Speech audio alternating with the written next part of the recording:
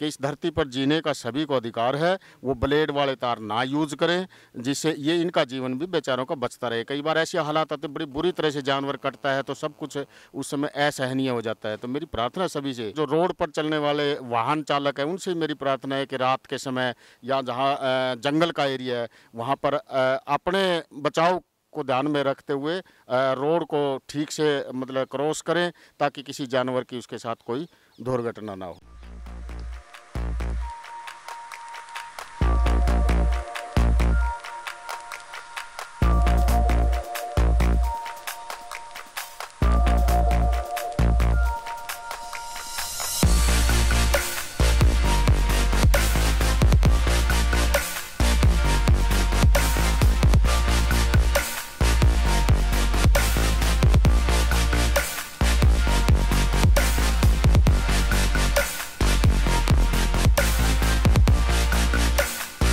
नमस्कार साथियों, मेरा नाम है अमन और एक बार फिर से स्वागत करता हूं आपका हमारे चैनल इनविजिबल इंफोटेक मीडिया पर।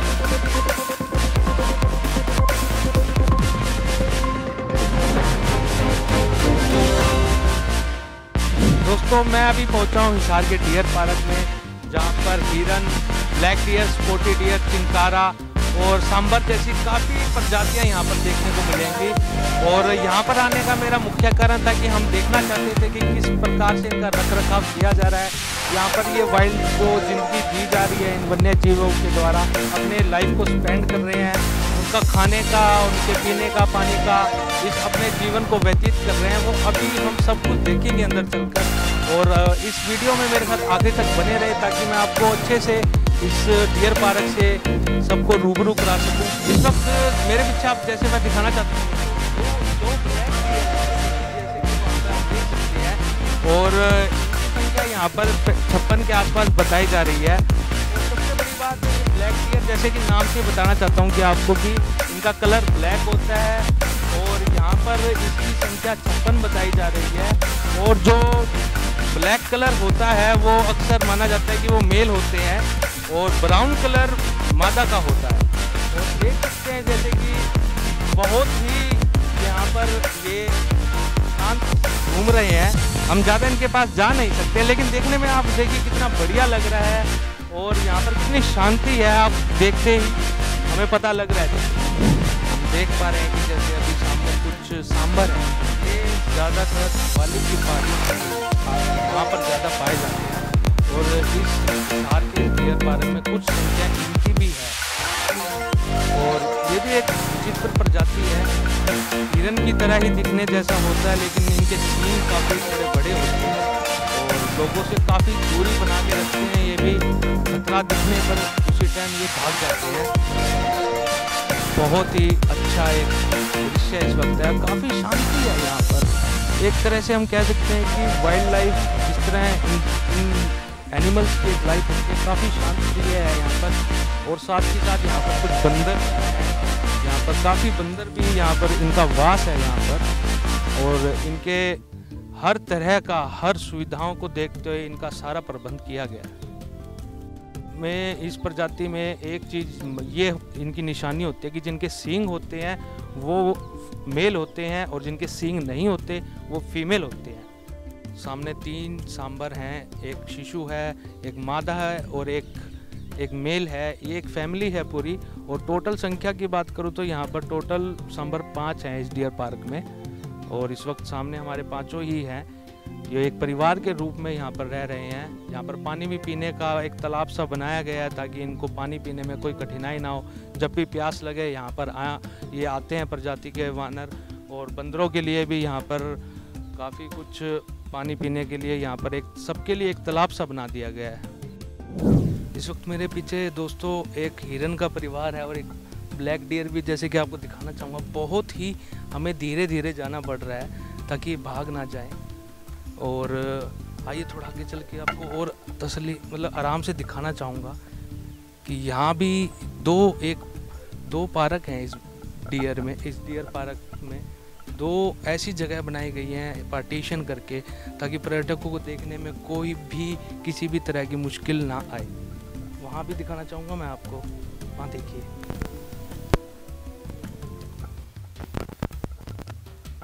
बहुत ही हमें चलना इस वक्त, ताकि हमारी से और हर तरह के यहाँ हमें बस इस वक्त एक ज़रूरत है तो स्पोर्टी डियर देखने की।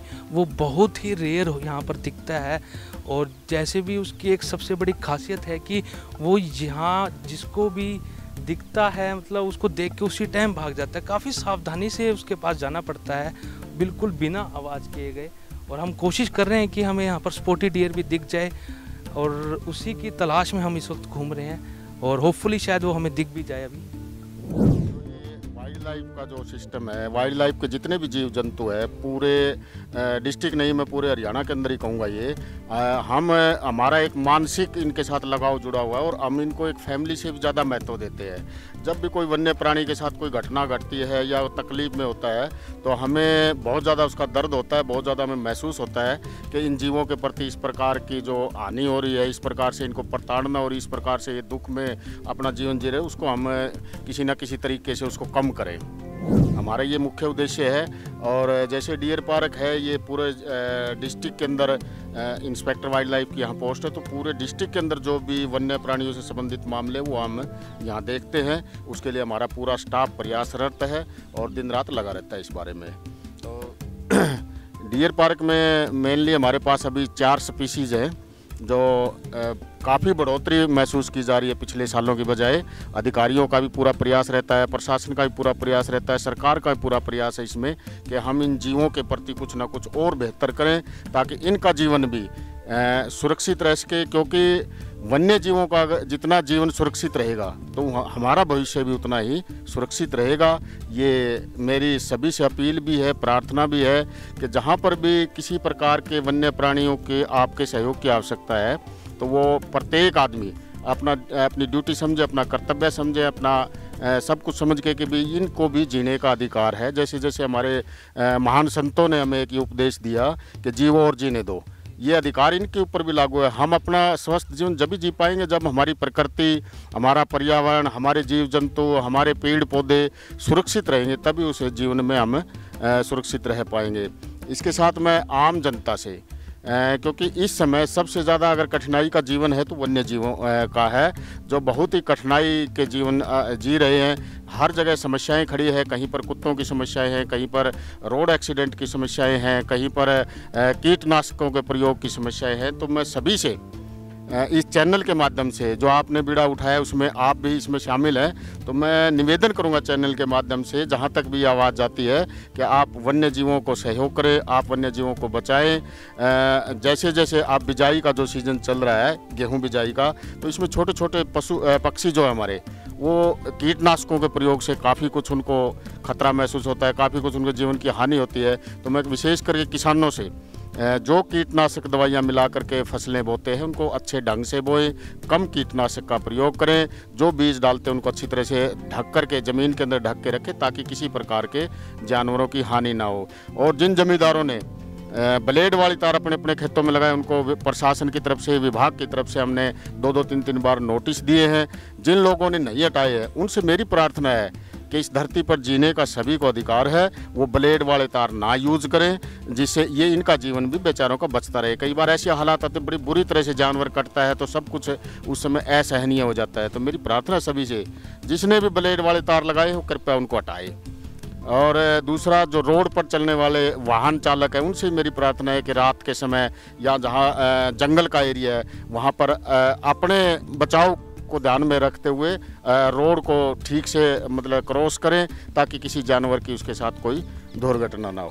इंस्पेक्टर साहब ने बताया कि किस प्रकार हम इनकी मदद कर सकते हैं, इनके जीवन शैली को और अच्छा बनाने के लिए हमारे अथक प्रयास ही इनकी जीवन शैली को एक अच्छा बना सकते हैं। इनको भी जीने का पूरा हक है, इनका भविष्य है तो हमारा भविष्य अच्छा है। और आपसे एक बार और कहना चाहूँगा कि सर बहुत बहुत धन्यवाद हमसे बात करने के लिए, अपना टाइम देने के लिए। नहीं, आपका भी बहुत बहुत धन्यवाद जिन्होंने इस जागरण केंद्र वन्य प्राणी, ये भी एक वन्य प्राणी संरक्षण का ही कार्य है जिसमें आपने बढ़ चढ़ कर भाग लिया। और ये आवाज़, जो आपकी आवाज़ है, बहुत दूर तक जाएगी और उससे लोगों को एक संदेश मिलेगा। वन्य जीवों को हम और आप मिलकर के अच्छे से बचा पाएंगे। सर साथियों, हमने इस वक्त बहुत कोशिश करी कि हमें स्पोर्टी डियर की एक झलक ही मिल जाए, लेकिन जैसा कि हमें यहाँ पता चला कि काफ़ी शर्मीला जीव के नेचर है वो, और उनका नेचर काफ़ी शर्मीला है, और उनकी वेट करने लगे तो रात भी हो सकती है। लेकिन हमने इस वक्त काफ़ी जगह देखा, लेकिन हमें स्पोर्टी डियर नहीं मिल पाया। लेकिन मेरे साथ इस वक्त यहाँ पर सुमेर सिंह जी है, जो यहाँ के कर्मचारी हैं, और उनसे मैं बात करना चाहता हूँ और इस वन्य जीव के बारे में, जो डियर पार्क है, उसके बारे में कुछ पता करना चाहता हूँ। सर बहुत बहुत स्वागत है पहले। स्वागत जी आपका भी, बहुत बहुत धन्यवाद।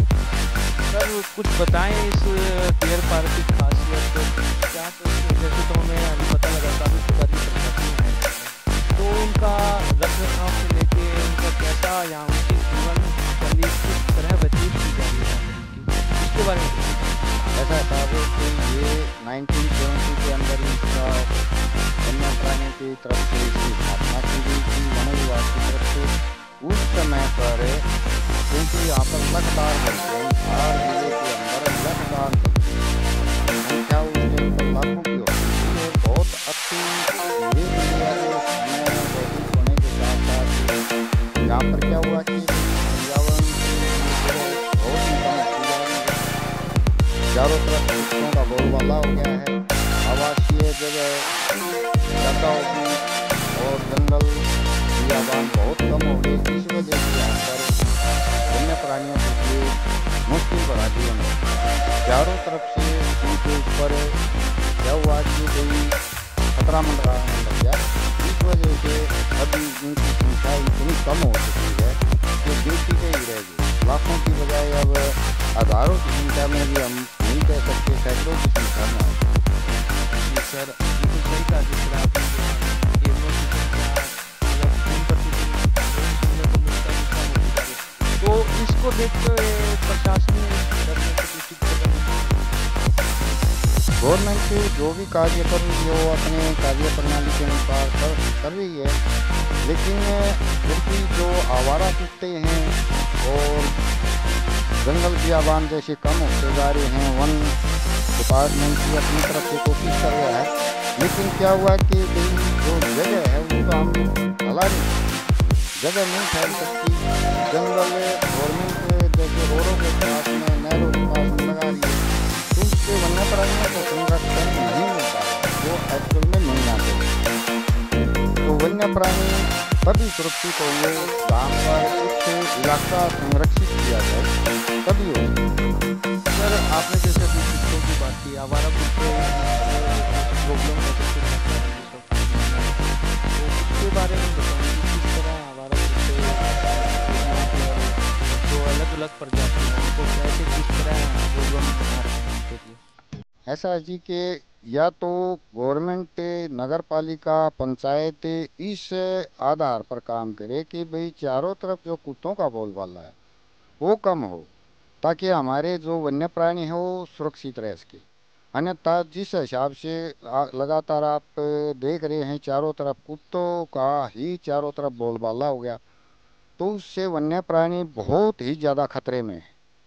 अतः सभी से निवेदन हमारा यही है कि कुत्तों के या तो कोई निश्चित ऐसी जगह बनाई जाए जहाँ पर कुत्ते संरक्षित एक जगह पर इकट्ठे किए जा सकें। अन्यथा यही हालात रहे तो हम वन्य प्राणियों को देखने के लिए तरसेंगे।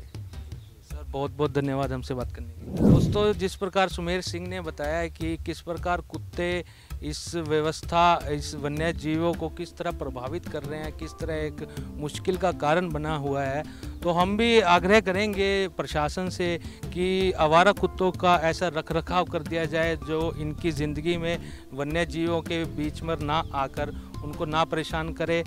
इस वक्त हिसार में काफ़ी जगह रोज़ हमें जिस तरह बताया गया कि 3-4 रोज़ शिकायत आती हैं कि हिरणों के बच्चे मारे जा रहे हैं, क्योंकि ये खेतों में हर जगह पर जहाँ पर आवारा कुत्ते पहुँच जाते हैं झुंड के अंदर, वहाँ पर ये इनको मार देते हैं और खा जाते हैं। तो दोस्तों, आज की वीडियो में आपसे बस इतना बताने के लिए ये वीडियो बनाई गई है कि यह भी एक वाइल्ड लाइफ इन एनिमल्स की ज़िंदगी है एक, और जो बहुत ही एक शांति प्रिय यहाँ पर व्यतीत हो रही है। आप देख, जैसा भी आपको सारा कुछ दिखाया कि यहाँ पर कितनी शांति बनी हुई है। पर्यटक भी यहाँ पर आ सकते हैं। आपसे भी आग्रह करूँगा कि यहाँ जिसको शांति प्रिय है, यहाँ पर माहौल में अपना कोई खाली टाइम या एक छुट्टी व्यतीत करनी हो तो ज़रूर यहाँ पर आए। और प्रशासन ने भी यहाँ पर अच्छे तौर पर काम करना शुरू कर दिया है पर्यटकों के लिए, और काफ़ी पौधे भी यहाँ पर लगाने की हमें अभी बात पता लगी है। तो दोस्तों, आपसे आखिरी में यही एक मैसेज देना चाहूँगा कि इन वन्य जीव संरक्षण का हमें भी पूरी तरह से ख्याल रखना चाहिए। जो ज़रूरत हमसे हो, जितनी भी ज़रूरत हम इनकी मदद कर सकते हैं वो हम ज़रूर करें। आखिरी में बस इतना ही कहना चाहूँगा कि अगर वीडियो पसंद आई हो तो आपको ज़रूर वीडियो को लाइक करें, शेयर करें। मैं अमन, कैमरामैन शुभम के साथ इनविंसिबल इन्फोटेक मीडिया।